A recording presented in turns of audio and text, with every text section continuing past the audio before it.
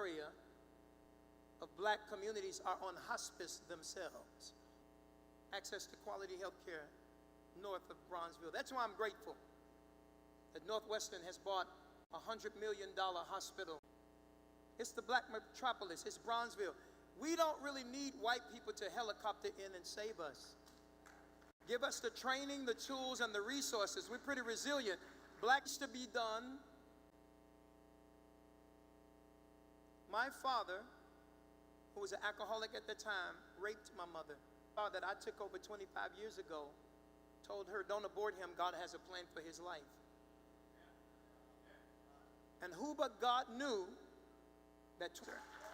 And I honor him today, and I love my biological father, because now I'm the pastor of that church, and it's my job to pay it forward. And tonight I also honor, because she's here and she's sharp as a tack, my mama, who is here, keep somebody else's candle lit. And Bright Star Community Outreach, we strengthen hope and save lives. As you have that candle in these kinds of rooms, you almost spend as much money to do the event. And I hope you will become an annual partner to say, yes, I came. Intervention. How do we stop the shooters? And were it not for Dr. James Stovall, and you think about that candle, don't forget about that card. Because it is that card and you following up and allowing us to follow up with you that will allow us to do what we do. So I pray that you will consider becoming a partner as an annual giver. Because most grants give you just enough to do the work. And our work has built a collaborative. And grants tend to make nonprofits pit against each other because it's like the old school hungry hippos game. You throw a marble out there and everybody tries to snatch it. One gets it and the other mouths are empty. But I'm grateful for the 70 plus school-based, community-based, faith-based organizations that partner with us. And they are the reason that we have what we have. Let's all say connect a candle to a card. Now I'm specifically asking those of you all that didn't pay anything to get in tonight. I want y'all to make sure you donate. Don't come here tonight and just be a receiver. I hope that you would be a giver. I want to bring up my mentor, a man who helped me to change everything about not only me, but also our community. He was the first person to believe in this work. And as the CEO of that time of Northwestern Medicine, he went on a blind date with me and wrote a $250,000 check and said, Chris, I believe in you. Clap your hands for Dean Harrison.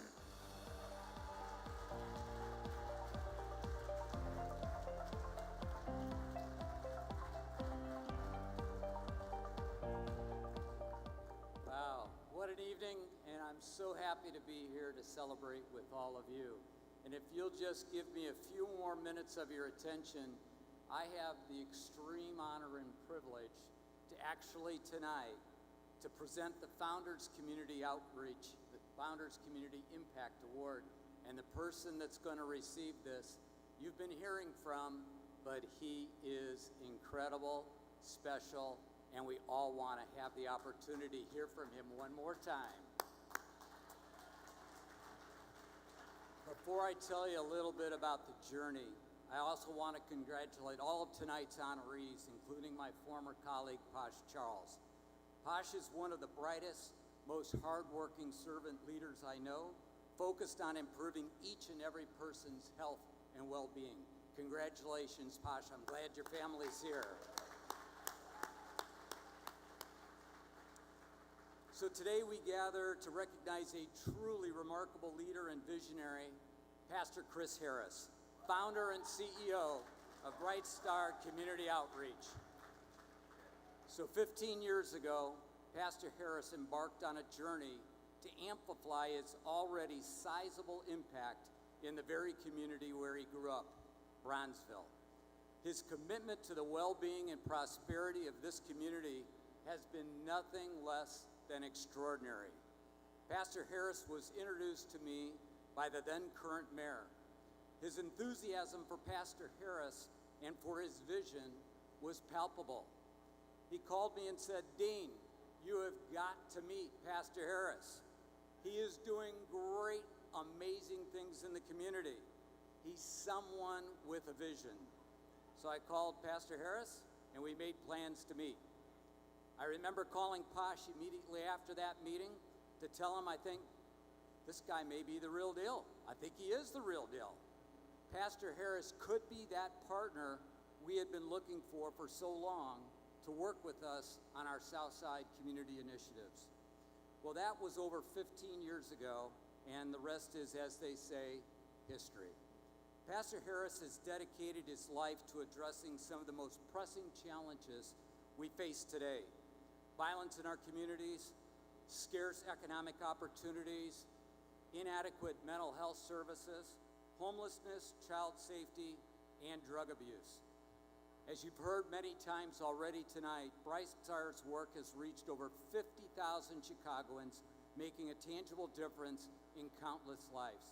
Pastor Harris is not content to stop there. His commitment to collaborative partnership programs is at the heart of his work. He has developed models that provide educational enrichment programs, anti-violence prevention and intervention activities, along with incentives to encourage good student behavior. These initiatives not only offer immediate support, they lay the groundwork for long-term sustainable change.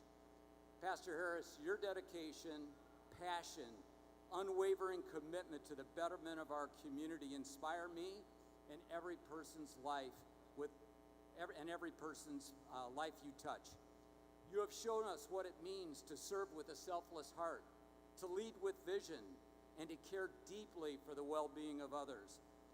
You embody your life's mission statement, doing what I can, while I can, with what I have, within His will.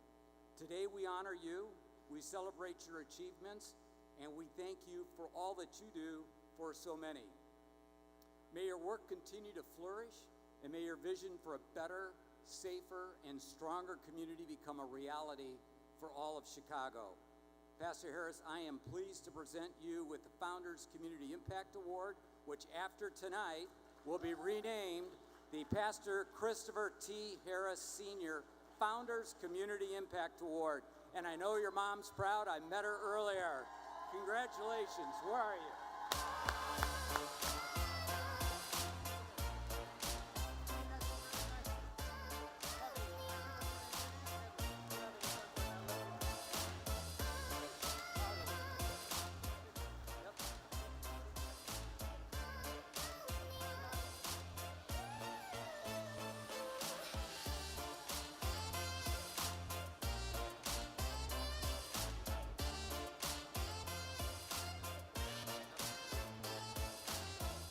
Listen, we get ready to go. I want to acknowledge all of our elected officials in the house. Please raise your hand. Y'all go crazy for our elected officials. Come on, we have our deputy mayors here, our commissioners, come on here. Our aldermen are here, state reps, our political officials. Thank you. This is the biggest and best gala we've ever had. I want to thank all the pastors, faith leaders, and rabbis. Raise your hand. Thank you all so much for coming tonight. Listen, as we get ready to end, and I'm getting ready to bring up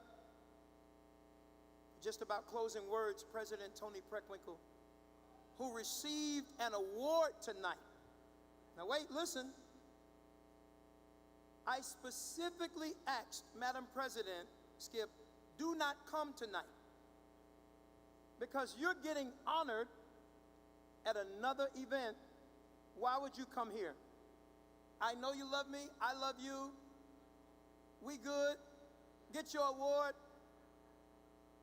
And the next thing I knew, Rabbi Siegel, the president was walking in the door. Now, I'm so grateful she's here. And trust me, if you don't have to leave, we about to turn up and dance for real. But listen to this. I want to say to Tony and also Lieutenant Governor Juliana Stratton, they were the first two people that I shared my vision with when I came back. And she told me, Chris, this is what you need to do, this is what you need to do, this is what you need to do. And I want to personally tell her thank you.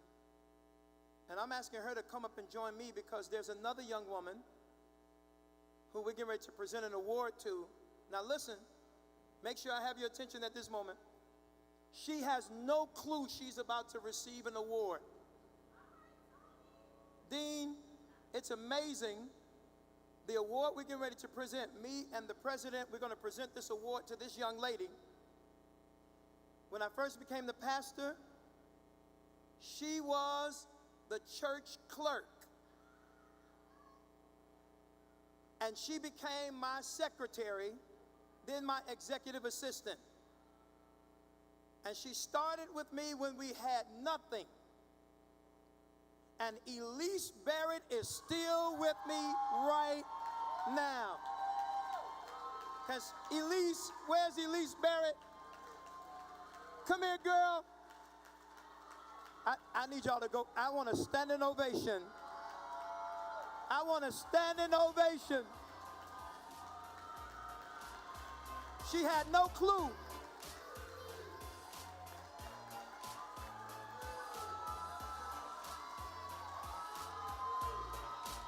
And she looked good tonight, baby.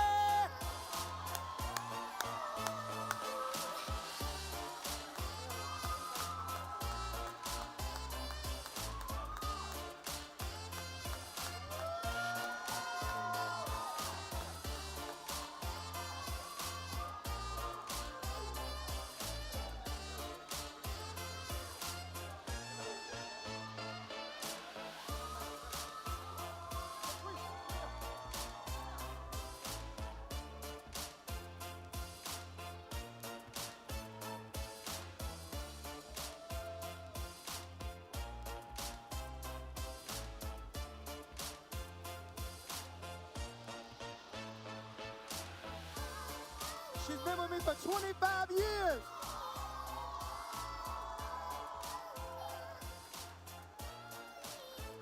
And I'm excited. Elise, we love you. We appreciate you.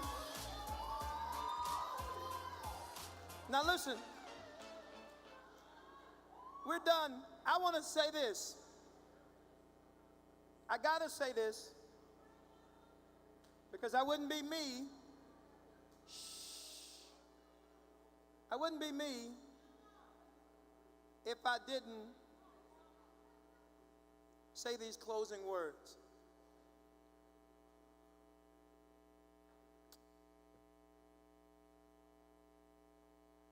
Trauma is trauma.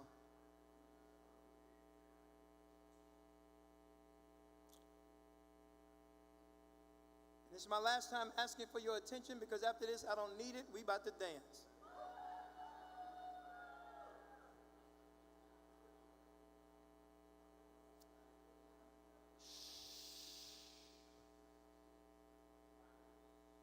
I'll wait.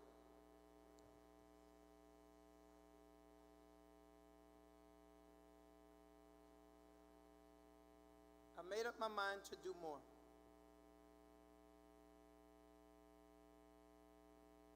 I made up my mind to do more. Even in this, one of the most challenging seasons of my life,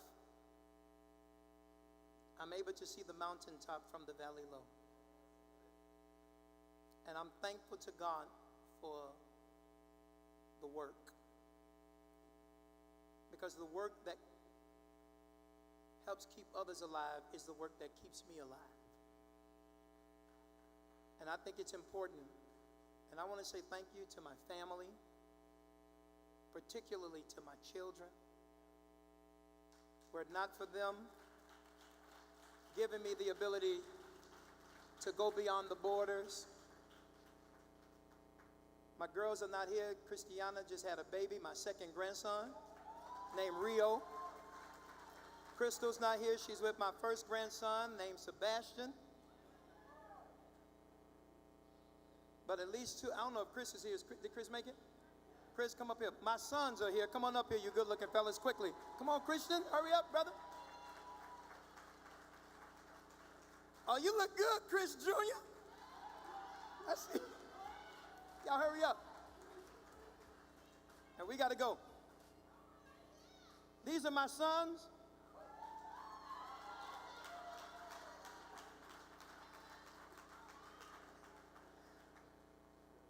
And my daughters are watching online, but listen, here's what I want to say. You are looking at black excellence. And that's what most of our community represent. And all of these great black men in the room, raise your hand. I wish the news cameras were here, because the only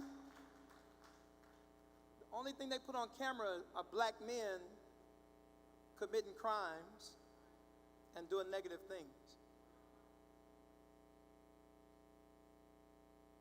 But everything that you see on us, all of our videos, all of our websites, everything is my son, Christian Harris.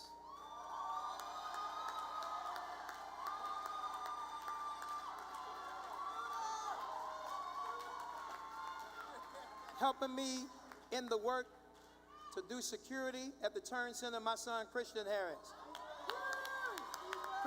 Chris Jr. My son, Keyshawn, helps run the development department, raising the money.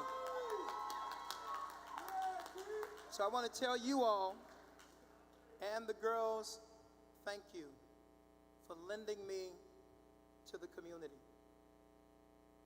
Thank you for the sacrifices you all have made. Thank you because you understood that my presence in the lives of tens of thousands of other people meant my absence in your life. And I want to say thank you. Thank you for joining me in the work.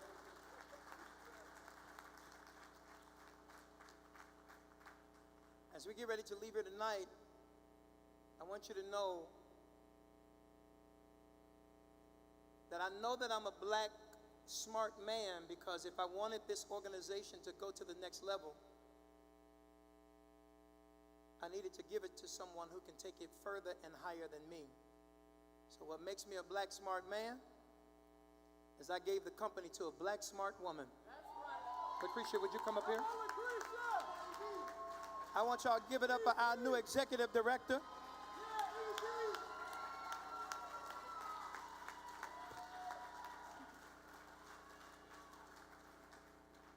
I asked our board to go on a blind date with me, and trust me.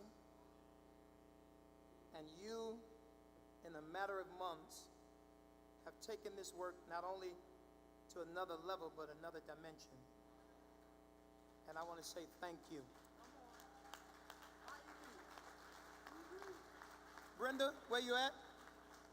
Dean, people always ask me when I travel around the world and do things, they ask me, Pastor Harris, you've accomplished a lot, you've done a lot. What school did you go to? Pastor Charlie Dates, I tell him the truth. I went to Sunday school. That's the truth. I only have one semester of Olive Harvey College, one semester of Moody Bible Institute. And I would always tell people I only have 1 year of college. And the only degrees that I would have are the degrees on my thermometer. But because of the work that I've done, the Erickson Institute last year gave me a doctoral degree because of the work that we've done. I don't let people call me no doctor. I'm just Chris Harris. But I want to tell you and all 140 people who help us to do this work, thank you. You are amazing. Take this thing to the next level and make it better than it ever has been. Clap your hands for all of them. Thank you. I got to go. And we got to go.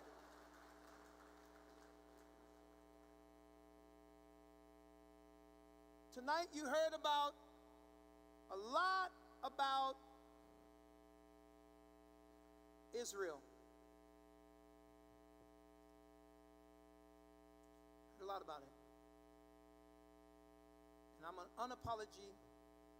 unapologetic about who I am and what I do. And the last time that I went to Israel was during Holy Week. I've been there 8 times. And on this last time that I went, I felt like the man in the middle. I stood on one particular road, and as I looked this way, I looked at a kibbutz and prayed for not only those who were in Israel were murdered by a terrorist group named Hamas, but I also stood at that same road and looked back and prayed for 40,000 people in Gaza who have lost their lives senselessly. I want to be very clear. I want to be very clear. Nobody in Gaza should be dying. And hostages should not be held. And nobody should have been killed in Israel. And the same commitment that I have when it comes to violence locally, I have it nationally and internationally. I think a lot of people don't know how to address the issues.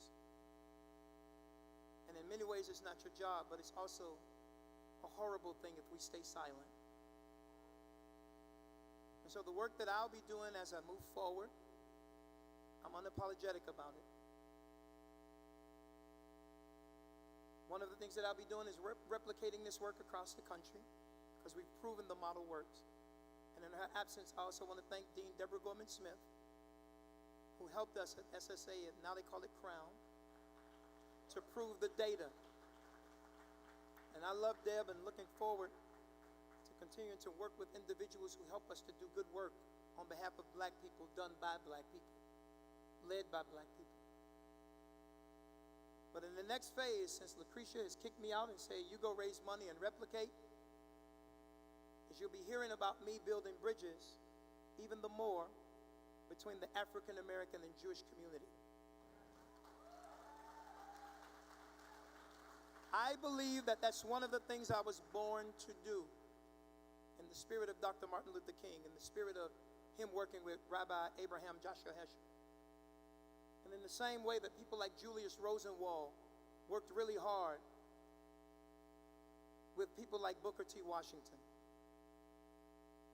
That's the work that I'll be doing. I'm pastoring 2 of the greatest churches all over the world, Bright Star and St. James. Thank you for your support and being here tonight. But in my last words, I'll also be using the rest of my life to focus more on me. My health, my sanity, my peace, and my happiness. Which means, Adam, sometime we're going to have to turn up together, because the question is, who heals the healer? So I'm not going nowhere. I'm still the founder and CEO. We'll be working on housing and making sure with Carl, our new executive director of the CDC, that we continue to house the unhoused. But as we communicate with you, please respond. We need your support. As we reach out to you, please know that we're not wasting your time. And we have a lot of things to do.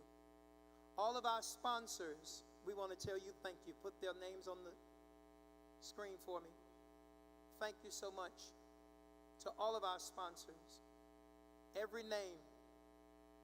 And I want to say thank you, because with your support, we were able to do this. Clap for all of our sponsors. Come on.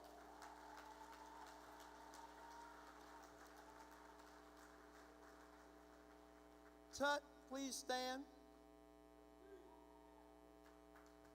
Come up here, sir, real quick. Juan, please come up. Did y'all give them your logos? Put them logos on the screen for me. Tut. We got a black brother who helped do all of the production. Y'all ought to go crazy for his company. And then a black sister who helped us do all of this plan in one and only business. Stand on your feet, everybody. We get ready to go. Listen, you want to help the black community? Support black businesses and black nonprofits. And didn't they make tonight an amazing night? Come on, y'all. So meet them, greet them. I want to say thank you. I love you. I'm grateful. And we get ready to go offline. So go do that real fast. Because I'm going to show y'all how we're going to open up this after party. Online people, thank y'all so much. We on the scene, but you on the screen. Christian, make sure we go offline real quick. Because the first song I'm playing, I'm expecting everybody to dance. If I didn't thank you, all of our volunteers, staffers, security, servers, BSEO, thank you. Are we offline? Hold on.